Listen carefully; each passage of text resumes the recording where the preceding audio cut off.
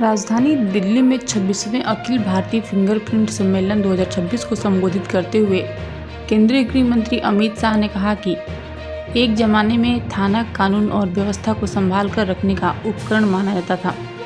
कहीं पर कोई विवाद होता था तो थानेदार साहब मामला सुलझाते थे, नहीं तो न्यायालय में केस होता था और सालों साल तक मामले लंबित रहते थे। अब समय आ गया है कि आपराधिक न्याय प्रणाली को हम देश के हर नागरिक को हमारे संविधान द्वारा दिए गए अधिकारों को प्राप्त करने का एक उपयुक्त साधन बनाएं। मित्रों, आज जहां तक आपराधिक न्याय प्रणाली का सवाल है,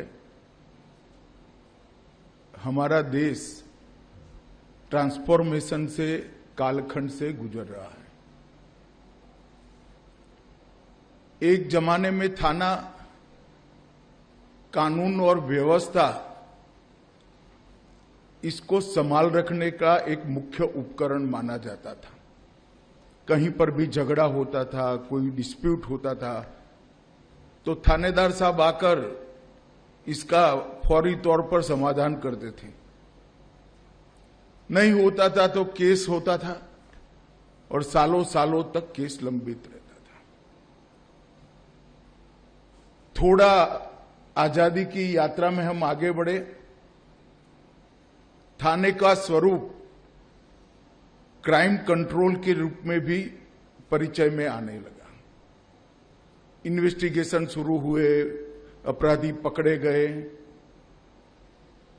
और उनको कोर्ट के सामने पेश करना, जेल में ले जाना, यहां तक की प्रक्रिया पर थाने का एक कंट्रोल भी था और अच्छा खासा रसूख भी था।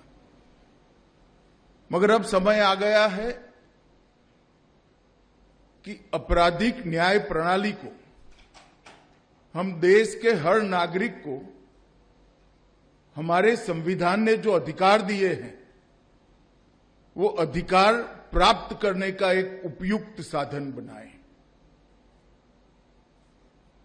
किसी के अधिकारों का हनन होता है, शरीर हो, संपत्ति हो या सम्मान हो, ये तीनों के रक्षा के अधिकार हमारे संविधान ने दिए हैं। इसका कहीं पर भी हनन होता है और सालों सालों तक हनन करने वाले को सजा नहीं होती है, तो मैं मानता हूं ये पूरी सिस्टम बेईमानी है। अगस्त 2019 से हमने एक अभियान शुरू किया था, आपराधिक न्याय प्रणाली के कानूनों में आमूलचूल परिवर्तन, उसको समय अनुकूल बनाना, आधुनिक विज्ञान और तकनीक को इसका एक महत्वपूर्ण अंग बनाना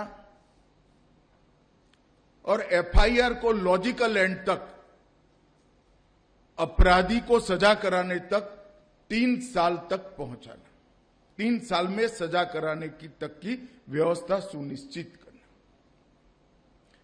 जब शुरू किया